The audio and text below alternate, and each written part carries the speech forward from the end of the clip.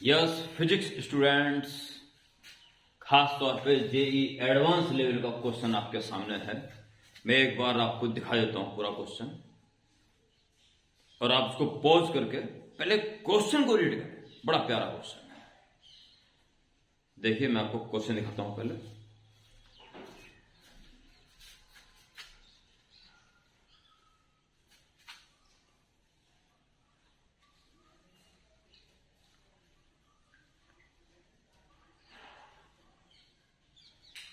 ये आपको एडवाइस दी जाती है कि आप इसको पॉज करके अच्छी तरह पढ़ें। Okay,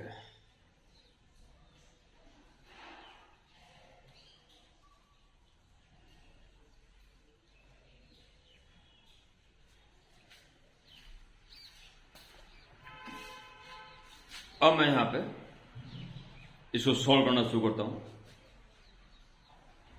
A body is in the form of solid revolution. इस तरह से फैलती जा रही है नीचे। Radius of upper surface is r naught and volumetric density is rho. Rho इसकी डेंसिटी, वॉल्यूमेट्रिक जो होती है mass per unit volume.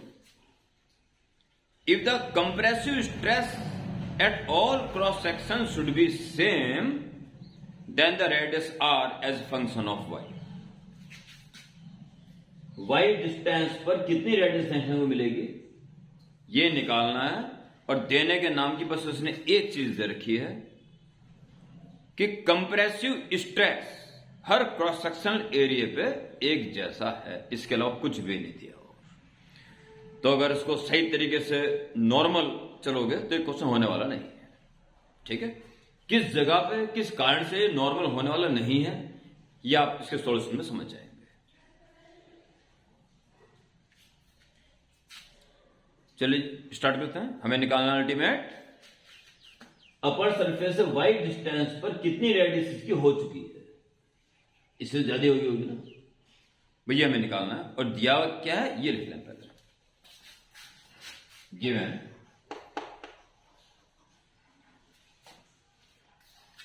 compressive stress at all sections, cross sections should be same. Given that compressive stress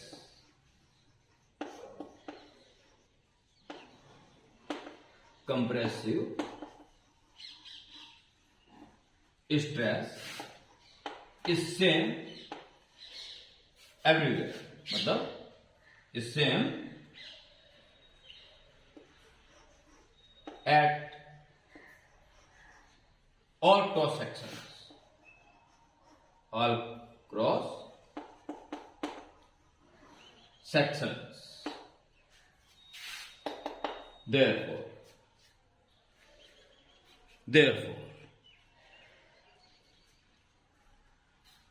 force upon area is compressive stress।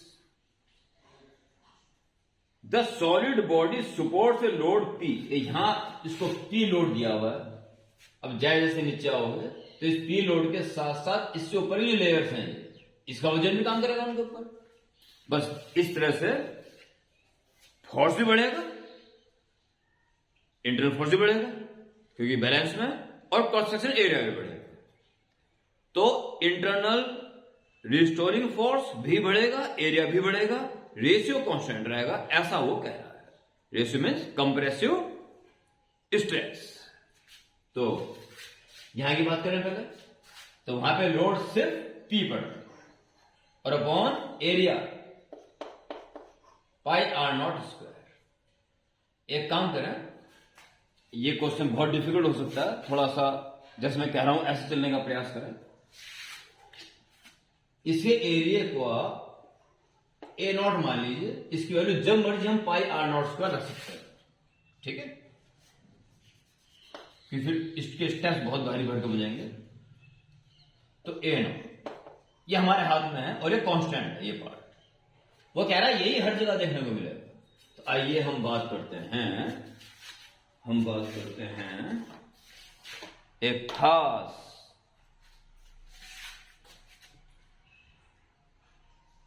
Part की जो यहां से y नीचे है और इसकी थिकनेस dy है, ऊपर की रेडियस r मान लें और नीचे की r प्लस थोड़ी ज्यादा हो जाएगी, dy उतरते उतरते तो एरिया पाई आर स्क्वायर हो जाएगा। इसका एरिया अभी a ले लें, जब मर्जी इसकी वैल्यू पाई आर स्क्वायर रख सकते हो और इसकी a प्लस डी जो जरा सा बढ़िया है, ठीक है, जो भी निकल जाएगा काम से।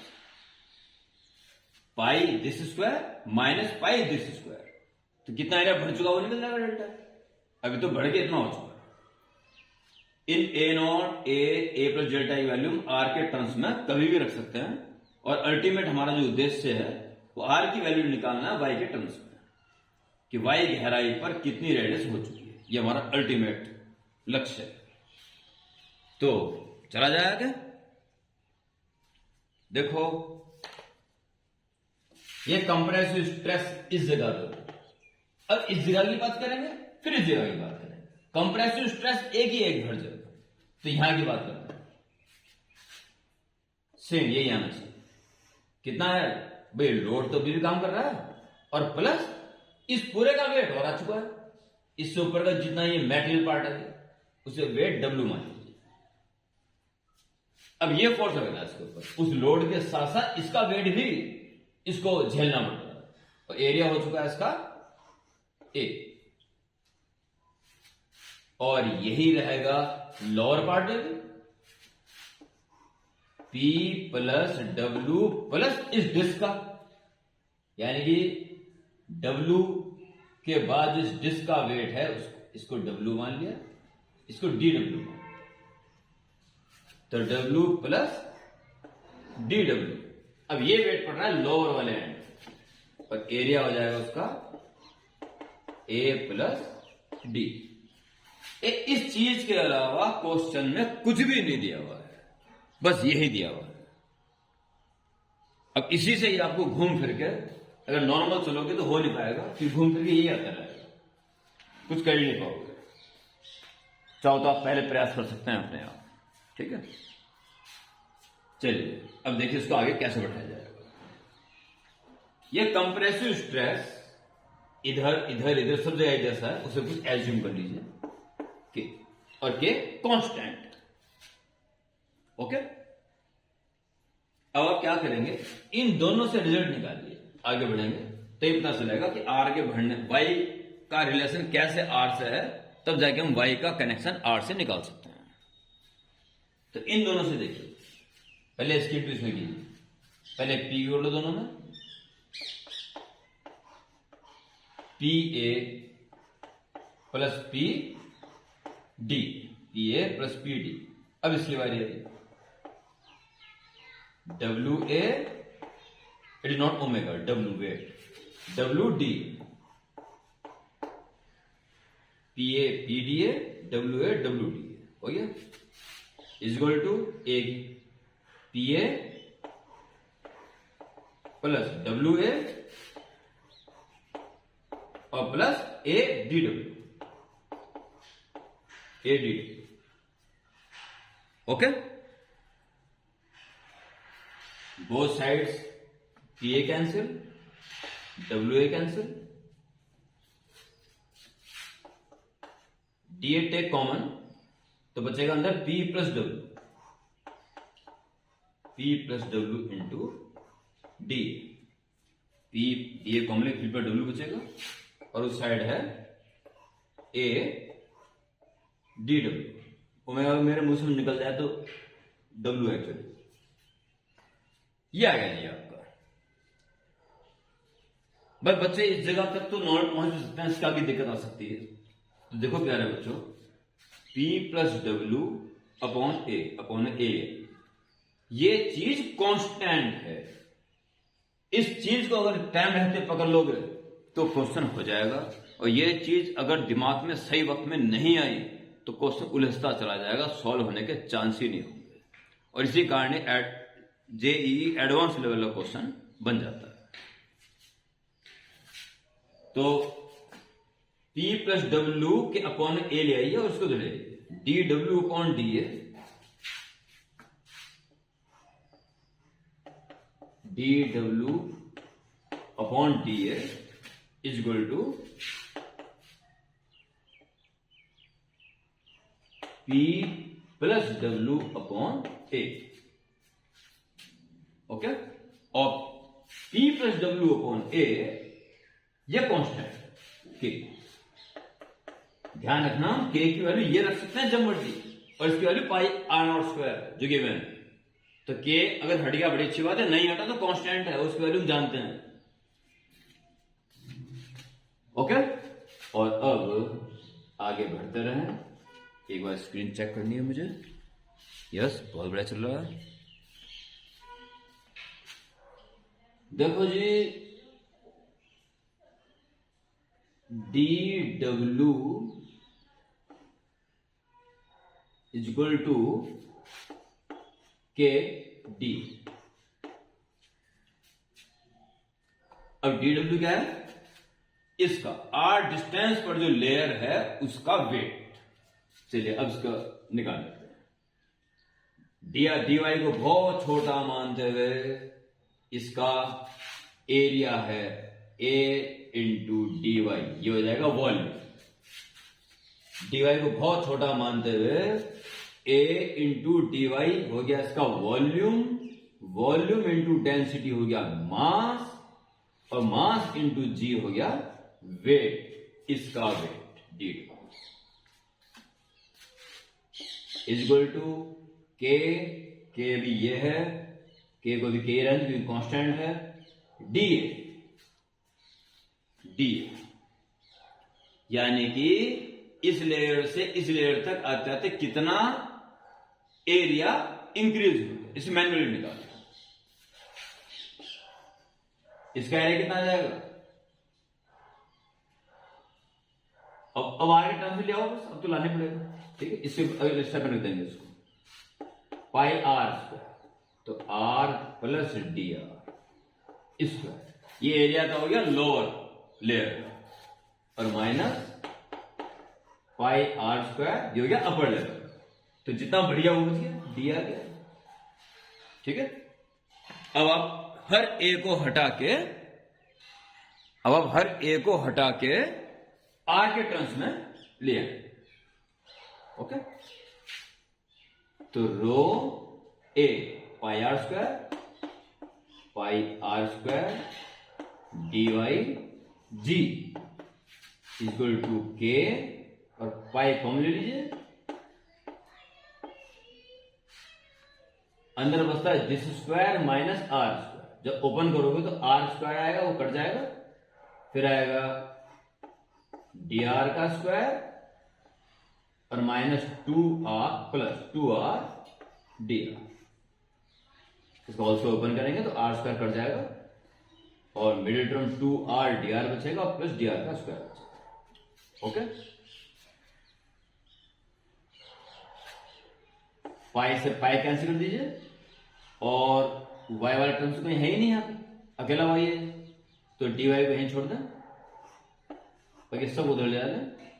के कांस्टेंट है, के नीचे रो जी, रो डी यहीं पे रह गया ना, रो जिसके नीचे आ गया, और आर स्क्वायर इसके नीचे ले, जब आर स्क्वायर इसके नीचे लाओगे तो डी आर अपॉन आर का पूरा स्क्वायर हो जाएगा, और जब इसके नीचे लाओगे आर स्क्वायर तो एक आर कट जाएगा, डी आर अपॉन आर बचेगा, आर स्क्वायर से डिवाइड कर दिया, के अपॉन में रो जी आ गया, आर स्क्वायर। ठीक है, ओके। आर टू देखते हुए डी आर टू देखते हुए इंक्रीमेंट ना के बराबर होता है, नेगलेक्ट कर दोगे, neglecting dr by dr whole square since dr is much less than r। तो इस तरह से dy इज इक्वल टू के अपॉन रो जी, और बचता है 2 dr/r। इतनी मेहनत के बाद और इतनी समझदारी के बाद y का कनेक्शन r से आ जाएगा, अदरवाइज फिर दिक्कत पड़ती आ जाएगी, कहीं ना कहीं कोई ना कोई प्रॉब्लम आती रहेगी इसमें। तो अब आपका इंटीग्रेशन कर दीजिए सब, dy इंटीग्रेट 2k/ρg कांस्टेंट है, इंटीग्रेट 1/r dr। तो जी जहां y बिल्कुल 0 था अपर एंड, वहां पर रेडियस r0 थी। जब y गहराई पर आ जाओगे तो कितनी रेडियस हो जाएगी ये हमें निकालना है। अब हमारा टारगेट ये है निकालना, ठीक है। तो मैं समझता हूं शायद अब इसकी जरूरत नहीं है, डायग्राम की जरूरत मेरे ख्याल से अब नहीं है। तो फिर मैं डायग्राम उठा देता हूं।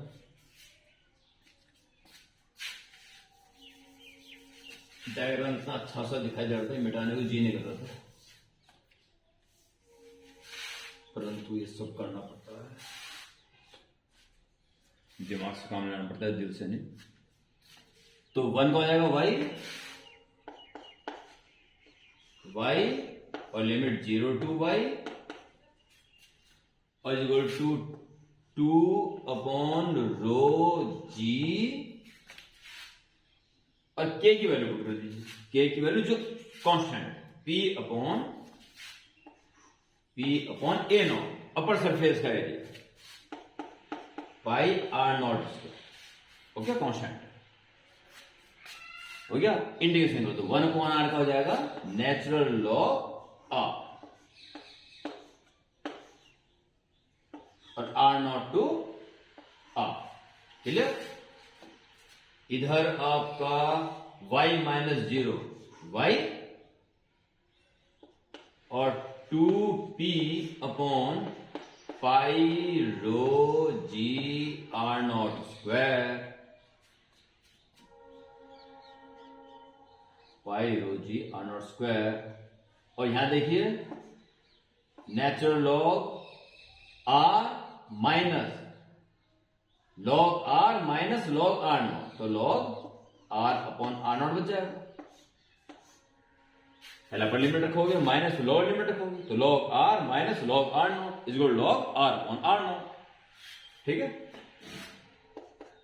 इस सब इधर ले आइए, πρg r0 square into y और अपॉन में 2p, उधर बचता है नेचुरल लॉग r/r0, ठीक है।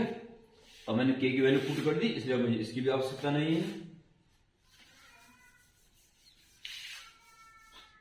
जे एडवांस के लेवल का क्वेश्चन जो कि बिल्कुल अंतिम भाग की तरफ पहुंच चुका है।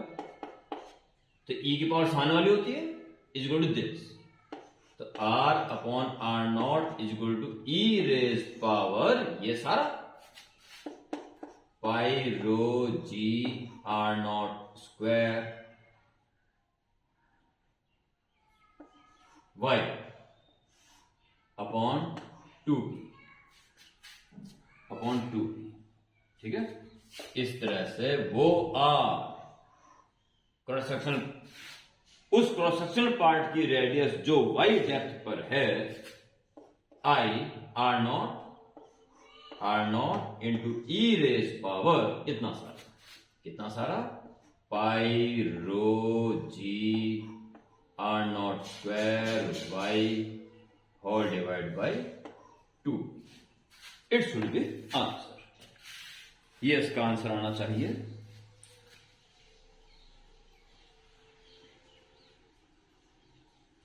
r0 बाई 2 के 2 ऑप्शन तो हटा दो, r0 ही होगा और पाई r0 स्क्वायर रो y, पाई r0 स्क्वायर रो y, जी नहीं आ रहा अपॉन 2p, बच्चों जी तो आएगा पक्का, ठीक है।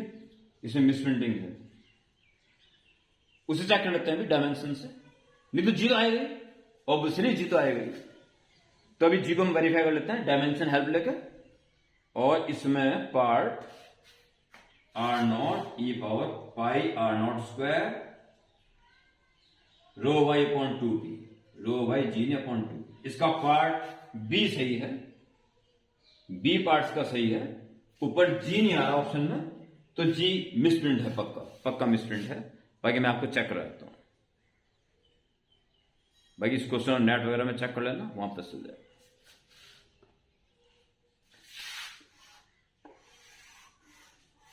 It should be answer. अभी चेक कर लेते हैं। देखिए ये रेडियस है, ये भी रेडियस है, तो ये डायमेंशन लेस होना चाहिए, और वैसे भी एक्सपोनेंशियल डायमेंशन लेस ही होता है, तो इसकी पावर डायमेंशन लेस होनी चाहिए। तो डायमेंशन लेस में देखिए पाई आर अर्थ एरिया हो गया, और एरिया इंटू थिकनेस वॉल्यूम हो गया, pi r square area into thickness यानी कि वॉल्यूम, और volume into density, volume into density होगी मास, और मास के आगे इंटू जी जरूर चाहिए वेट बनने के लिए, क्योंकि नीचे भी वेट है, तो weight upon weight dimension less, तो जी तो निश्चित रूप से आएगा। It should be answer. Okay, एक बार क्वेश्चन को दोबारा देखें और एक बार इसको अपने आप करें, बहुत अच्छा क्वेश्चन है। ओके।